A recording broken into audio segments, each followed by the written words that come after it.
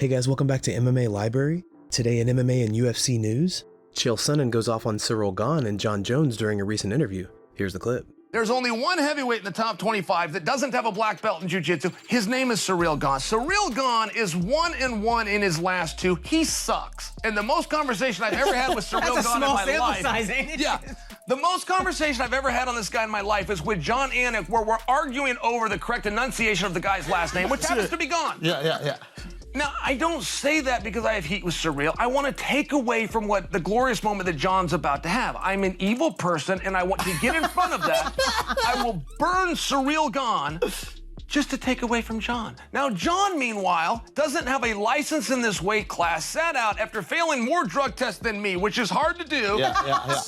And his thumb up his ass for 3 years. Thumb up his ass for 3 years, all because Dominick Reyes should have got the jump on him. And I'm like, these are the two guys for the world championship. Jon Jones goes from the youngest champion of all time to the oldest contender in the company's history. Come on. Dana White is back this week with an all-new recipe. Let's check it out. What's up, everybody? It's Friday here at UFC headquarters, and today we will be trying the butter chicken burrito. Make a sauce by cooking together butter, diced tomatoes, cashew nut butter, Greek yogurt, paprika, garam masala, turmeric, salt and pepper. On the tortilla, lay out some cooked rice and buttered chicken and roll it up. All right, everybody, here we go. The butter chicken burrito.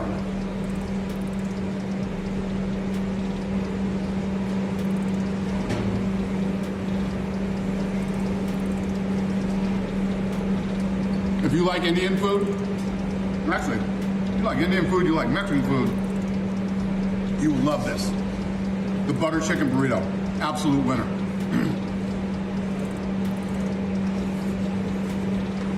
So good. Belal Muhammad and manager Ali Abdelaziz call out Colby Covington in a recent string of tweets. The pair believe Colby is running away from a potential fight against Belal.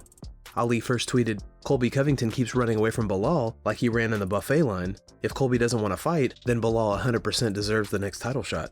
Belal then followed up with a meme of Colby writing on a chalkboard, "I will stop running from Bully B." Belal then tweeted, "No one really deserves the title shot more than me. I just want to make Colby his own." What do you guys think about Ali and Belal's comments? Will we see Belal against Colby this year, or will Belal get the next shot at the title? Let us know in the comments below. During a recent interview, Dana White says he believes that all the negative attention surrounding the slap league is an attack on him and not the sport. Here's the clip. Everything that's negative that's being said about it is an attack on me. It's me that these guys are attacking. It's not the actual slapping. The media, it's all about me, okay? They want to me. That's why they're saying what they're saying about slap. Because what's going on, been on the internet since 17 is when I first saw it. Yeah, but it's also in Russia. There's 350 million views, but I'm the only guy that's seen it. You know what I mean? Yeah. And there's no stories written. There's no, oh my God, this is horrible. How's this on social media? Children are watching this. Yeah. Right? This has been going on since, well, I noticed it in 17. It could have been before that for all I know. But now it's, you know, it's horrible and it's a tragedy and it needs to go away. Yeah, okay. Get the fuck out of here. Nickal responds to recent comparisons with Khamzat during a recent interview. Nickal then gives his prediction on his fight against Jamie Pickett tonight. Yeah, I think when I look at the outcome, I predict a finish first round. Whether it's a knockout or submission, I'm not really sure. It's a lot of volatility in fighting and whatnot. So for me, I'm just going out there looking forward to competing to the best of my ability. And overall, I think a finish is more than likely. Certainly the hottest prospect in mixed martial arts since Khamzat Chimaev. How do you like those comparisons to when he's coming up and to Nickal right now? What's the biggest difference maker between you as a prospect and Khamzat Chimaev? Yeah, I think that there's obviously going to be a lot of similarities just with the style and the way we've performed in our fights up to this point. He's obviously a little bit ahead of me, and now he's fighting top 5 guys, getting really close to a title shot. But I think for me, I project that I'm gonna keep getting better and better, and I think eventually we're going to have to match up just with him being as dynamic as he is and as dominant as he is, and the same thing for me. So, I think a matchup in the future will be a super fight. Israel Adesanya and Jon Jones have gone back and forth over the past few years. During a recent interview, Adesanya had this to say about Jones versus Gane. "If you want to wake up for a guy in the morning, this is the guy. Ciryl Gane, he's game. This is the guy to wake up for. I think because of activity, to be honest, and who he is, I'm gonna go with Ciryl, but I won't be surprised if Bones wins. I can't front, this is that fight. Jones out for 3 years, Gane's been active, he's a new breed of heavyweight. He's light on his feet, very, very mixed striking, good grappling. People forget just because Francis took him down, but I think that's the element of surprise as well. Francis is strong and knows how to wrestle, so when Gane wasn't expecting it, he thought he was gonna have to bang with Francis because that's what Francis is known for. Gane can grapple, man. The way he fights as a heavyweight, he's so light. He does the oblique kick well, great footwork, great submissions so far. Real random ones like a heel hook, good leg kicks as well. Jones wrestling, that's his superpower, ain't it? And range control. The thing is, 3 years, bro.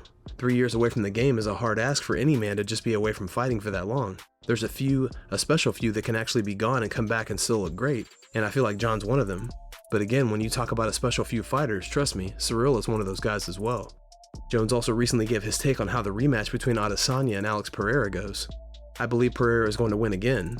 There's some athletes that just have other athletes' numbers, and he works hard, and I'm rooting for him. I believe that he's going to do it again. Dominick Cruz gives his take on the Conor McGregor and Michael Chandler fight that's set to go down later this year. Man, to say who I think wins, I don't know, because I might be calling that one. I'll probably be calling that fight. Yeah, I'm not calling this Jones one, so I can choose who I think. But I think that fight's just epic because of the way that Michael Chandler shows up as a wrecking ball for 3 rounds. He's got the cardio, the explosiveness, and the strength to be a wrecking ball for 3 rounds. And yeah, it might not always be the technical, perfect martial art way to do things, every decision he makes, but you see him knock people out and strangle people because he's got that level of jiu-jitsu. He's very good on the ground at finishing fights with grappling, but he's a wrecking ball, so he just bounces around and just demolishes things, whereas Conor's so good at dodging the ball and hitting you from every other angle. He's very quick. He's got extremely good counters, and he sees if you load anything, he hits you before you load. So those are the issues I see for Mike. If Mike shows anything, he's going to get clipped. So it's going to have to just be Michael Chandler sprinting for 3 rounds, which no matter what, it's exciting. A fun fight. Francis Ngannou responds to recent comments made by Jon Jones. Personally, I don't have any problem with Jon Jones. I think we all know that Jon Jones has multiple personalities, and sometimes it's even hard for him to figure out who he really is, and I don't have nothing to do with that. I think in this fight, we could have been on the same side, instead of fighting against each other, which is exactly what the system wants. To divide the most, to conquer. So I'm not really into that game. I see clearly what's happening, I understand very well, and I wish them all the best, I'm happy I got what I wanted, hopefully they get what they want. Hopefully he'll end up at peace with whatever he has that changed his mind. But I'm good, man.